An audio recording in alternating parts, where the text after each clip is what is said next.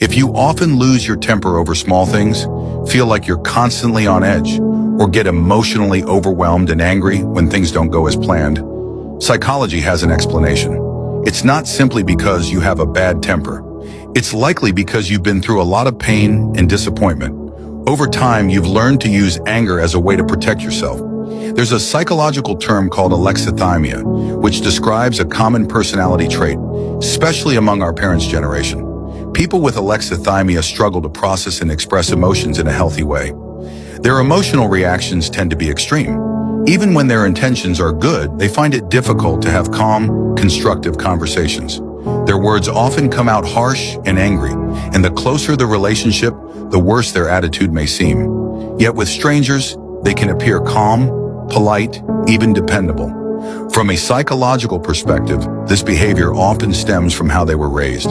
They may have experienced neglect or harsh treatment, which shaped an unhealthy way of relating to those closest to them. This is different from narcissism, where someone intentionally hurts others out of selfishness.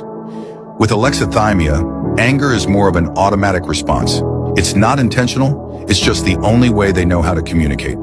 If you grew up in this kind of environment, if your parents were like this, you probably faced constant criticism. No matter how big or small the issue was, you may have been ignored.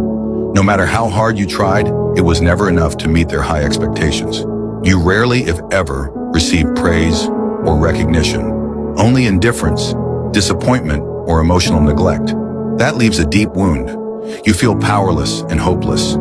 You feel let down by yourself. And it becomes incredibly difficult to love yourself.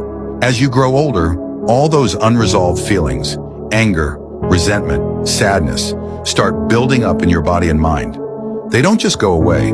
They become a heavy burden that lingers, waiting for something to trigger them and cause an emotional explosion. Sometimes the people around you make it even harder.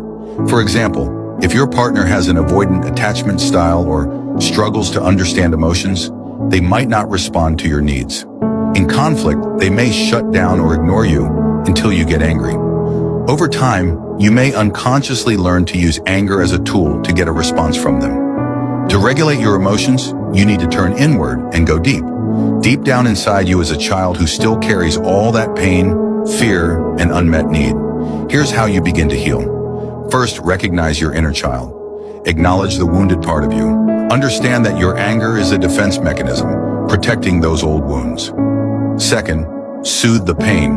Work on rebuilding your sense of safety, self-worth, and identity. Learn to give yourself the love and validation you've longed for. Third, build emotional resilience. As those wounds begin to heal, you'll find that what others say or do no longer affects you so deeply. Anger won't come as easily because those old triggers will no longer exist. Remember, anger isn't the real problem. It's a symptom of deeper pain. Heal the pain and the anger will naturally fade.